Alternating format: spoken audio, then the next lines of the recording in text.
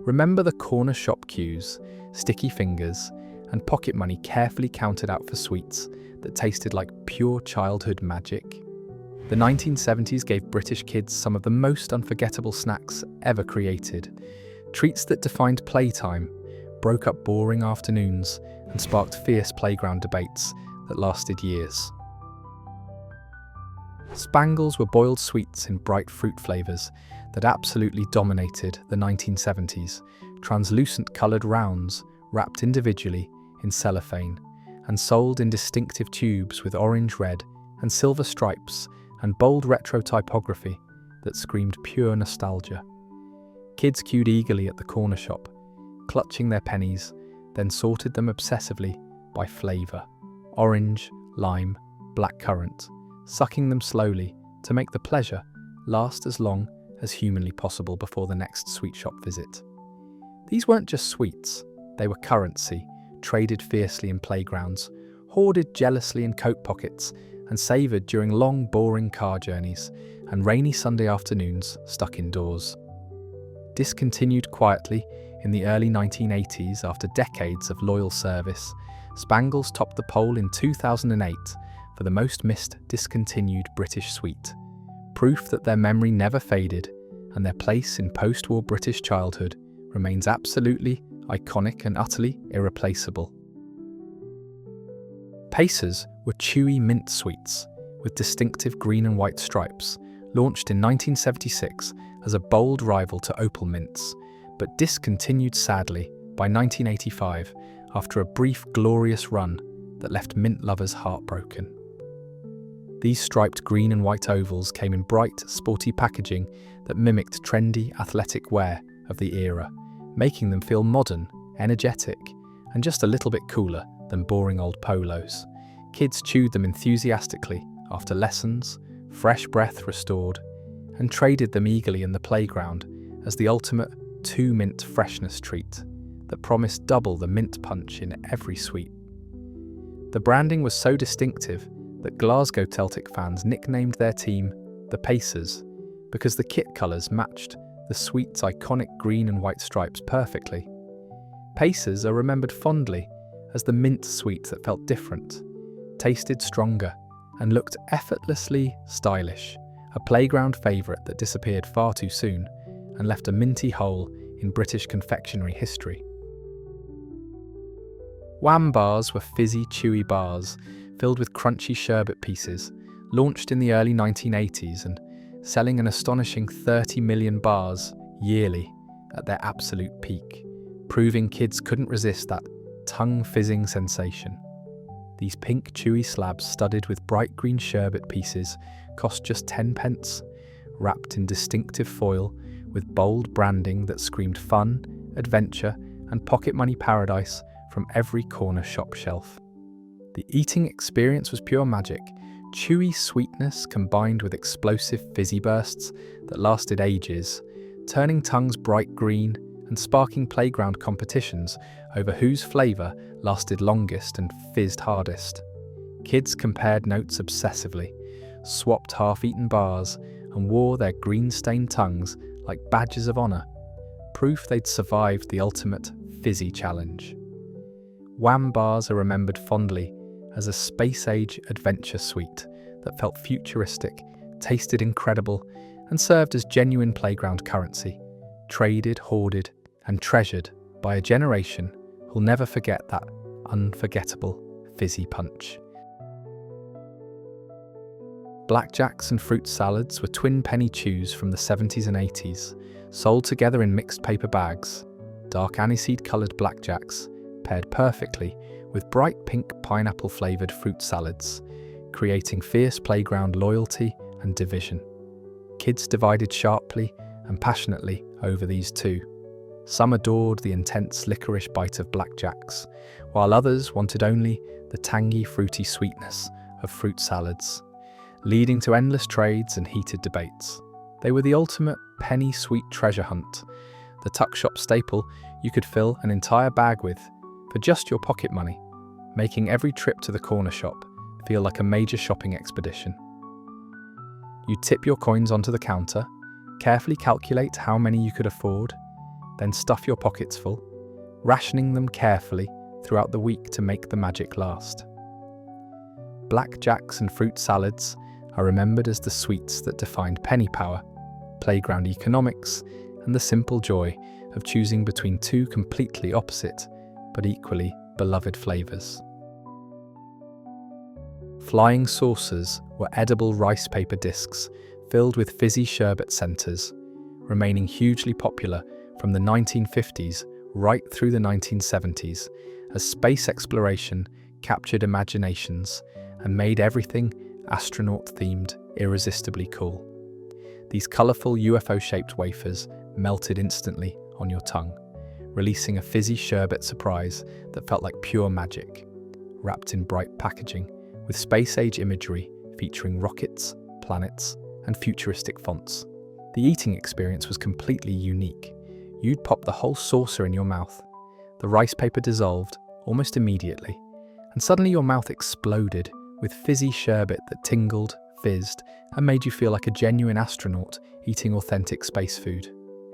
Kids loved the space exploration theme during the Apollo era, when moon landings dominated the news, and every child dreamed of becoming an astronaut, making flying saucers feel like the closest thing to actual astronaut rations. Flying saucers are remembered fondly as the sweet that tasted like the future, dissolved like magic, and made every trip to the corner shop feel like a mission to outer space. Sherbet Fountain was a classic treat dating back to 1925, but remaining utterly iconic throughout the 1970s, featuring fizzy white sherbet powder packed into a distinctive yellow cardboard tube with a black licorice stick for dipping. Kids had multiple eating strategies. Some dipped the licorice carefully, others poured the sherbet straight into their mouths, and the brave ones used the licorice like a straw, inhaling sherbet powder with dangerously enthusiastic results. Sessions always ended with kids covered head to toe in sherbet dust like miniature Tony Montanas, white powder coating hands, faces, school uniforms, and occasionally noses after accidental inhalation that sparked coughing fits and laughter. The Sherbet Fountain cost just a few pennies, making it a cherished weekend treat that stretched pocket money further than almost any other sweet, delivering long-lasting fizzy fun and sticky fingers guaranteed. Sherbet fountains are remembered fondly as the sweet that came with an eating challenge, required commitment, created mess, and provided the kind of fizzy, licorice-laced joy that defined carefree 1970s childhood. Sherbet Dip Dab paired a red strawberry lollipop with fluffy white sherbet powder, becoming hugely popular throughout the 70s and 80s as the sophisticated, refined cousin of the messier sherbet fountain that required actual technique and patience. The iconic yellow packet contained a red lolly stick and white sherbet center in brilliantly simple but unforgettable presentation that made it instantly recognizable on any sweet shop counter or in any school bag. Kids dipped the lolly repeatedly into the sherbet, creating fizzy bursts on the tongue with every lick, carefully managing their dipping strategy to make both lolly and sherbet last equally long without running out of either too soon. The schoolyard favourite was dipped literally countless times during break, lunch and the walk home, with kids comparing notes on optimal dipping techniques, sherbet to lolly ratios, and whether you should finish the lolly or the sherbet first.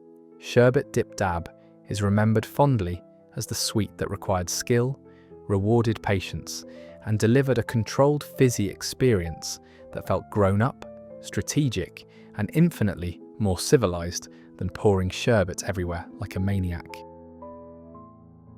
Discos were square, crisp snacks available in cheese and onion, prawn cocktail, and salt and vinegar, becoming an iconic 1970s playground staple with their distinctive shape, bold foil packets in vibrant colours, and crunchy texture completely different from regular round crisps. Kids absolutely loved comparing their trading value during lunch swaps.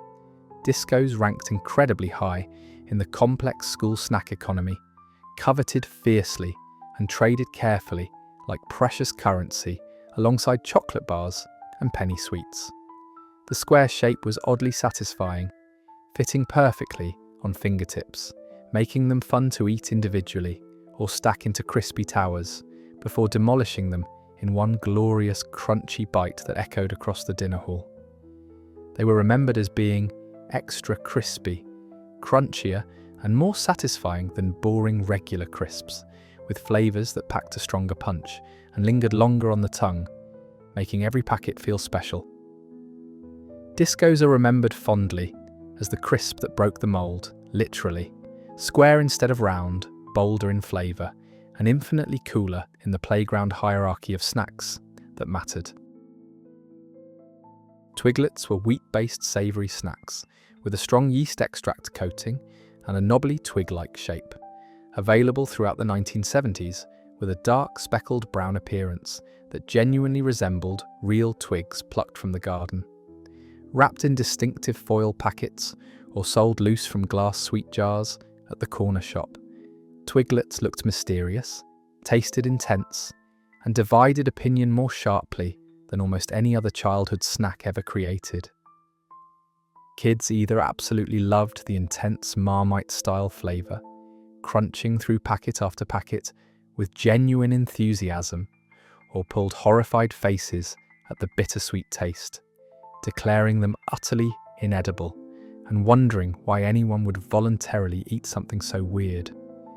Twiglets felt surprisingly sophisticated for a children's snack, more grown-up than sweet treats, more adventurous than regular crisps, sparking fierce playground debates that lasted years over whether they were brilliant or disgusting, with absolutely no middle ground. Twiglets are remembered fondly as the snack that tasted like Marmite in stick form, challenged young palates, and proved that even in the 1970s, British kids had surprisingly adventurous tastes when it came to savoury snacks. Curly Wurly was a chocolatey caramel bar with a unique twisted lattice design, introduced in 1970 and growing steadily more popular throughout the decade with its distinctive curled caramel strands coated generously in smooth milk chocolate. The elegant bar design stood out dramatically on sweet shop shelves, looking more interesting, more playful, and infinitely more fun than chunky standard chocolate bars that just sat there looking boring and predictable. Kids unravelled the twisted strands individually, carefully pulling them apart and eating them one by one, making a single bar last ages and turning snack time into a proper, interactive eating experience that required patience and strategy. The thinner, more delicate design made it feel special, almost fancy, like you were eating something cleverly engineered rather than just another boring block of chocolate that disappeared in 3 bites. Curly Wurly is remembered fondly as the playful chocolate bar, the creative eating experience that felt different, looked amazing, and delivered chocolatey caramel joy in the most entertaining format ever dreamed up by 1970s confectionery engineers. Anglo Bubbly was bright pink bubblegum with long-lasting sweetness, hugely popular throughout the 1970s when bubble-blowing competitions ruled playgrounds, and pink-stained lips became badges of honour, worn proudly all afternoon. The distinctive pink colour and slightly harder texture at first softened perfectly for bubble blowing after a few chews, transforming from firm chunks into stretchy, elastic perfection that could create enormous pink bubbles visible from across the schoolyard. Kids competed fiercely for the biggest bubbles, carefully inflating them slowly, holding their breath, pushing gum to its absolute limit before the inevitable loud pop that covered faces, hair, and sometimes even school uniforms in sticky pink residue. Anglo Bubbly retained flavour far longer than modern alternatives, staying sweet for what felt like hours while you worked on perfecting your technique, practicing bigger and rounder bubbles, and showing off bubble-blowing skills to genuinely impressed friends. Anglo Bubbly is remembered fondly as the gum that lasted forever, blew the biggest balloons, and turned every break time into a bubble-blowing championship where playground legends were born. Refreshers were fizzy, chewy sweets with sherbet centres and a zingy taste, made by Swizzle's Matlow throughout the 1970s, packaged in colourful wrappers that promised explosive flavour and delivered every single time without fail. These colourful candies featured visible sherbet specks embedded throughout, creating a unique fizzy burst sensation the moment you bit into them, far more exciting than standard boring chews that just sat there tasting ordinary. The fizzy explosion was unexpected every time. You'd bite down expecting normal sweetness, then suddenly your mouth erupted with tingling, popping sherbet that fizzed, sparked, and made your taste buds dance with genuine surprise and delight. Kids loved the sherbet surprise element. The way refreshers looked innocent, but delivered a playground-worthy punch, making them an essential pocket money purchase and a favourite for swapping during lunch breaks. Refreshers are remembered fondly as the sweet that combined chewy and fizzy in one brilliant package, delivered genuine surprise with every bite, and proved that sometimes the best sweets are the ones that keep you guessing. Drumstick Lollies were milk and raspberry-flavoured chewy lollipops from Swizzle's Matlow, becoming an iconic 1970s treat with their distinctive drumstick shape and pink and white coloured coating that looked exactly like miniature drumsticks ready for a tiny percussion performance. The soft, chewy texture felt completely different from hard lollipops that cracked teeth and disappeared quickly, instead offering a long-lasting chewing experience that stretched pocket money further and made every lolly feel like genuine value for money. Kids valued them enormously for the slow-eating experience. You could suck them gently, chew them carefully, or alternate between both techniques, making a single drumstick last an entire walk home from school if you had serious willpower. The unique raspberry milk flavour combination tasted creamy, fruity, and completely original. Nothing like standard strawberry or plain raspberry lollies that tasted boringly predictable and one-dimensional by comparison. Drumstick Lollies are remembered fondly as the chewy lolly that felt substantial, tasted unique, looked distinctive, and delivered long-lasting satisfaction that made them absolute playground gold and essential tuck-shop purchases.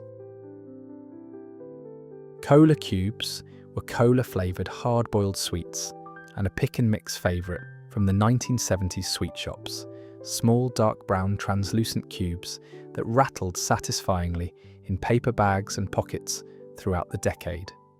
These tiny cola-flavoured treasures were easily counted and measured by the scoop at old-fashioned sweet counters, where shopkeepers weighed them carefully on brass scales, while kids watched anxiously, hoping for generous portions. Kids filled striped paper bags enthusiastically at pick-and-mix counters, mixing Kola Cubes strategically with other sweets, like pear drops, rhubarb, and custards, and mint imperials, creating personalised sweet collections that reflected individual taste and careful planning. Kola Cubes delivered the cola taste before mass Coca-Cola availability made fizzy drinks commonplace and boring, making them feel exotic, American, and thrillingly modern for British kids who'd rarely tasted actual Coke. Kola Cubes are remembered fondly as the essential sweet shop visit item, the cola fix that came in a cube, the hard-boiled sweet that lasted ages, and the pick-and-mix staple that never, ever disappointed.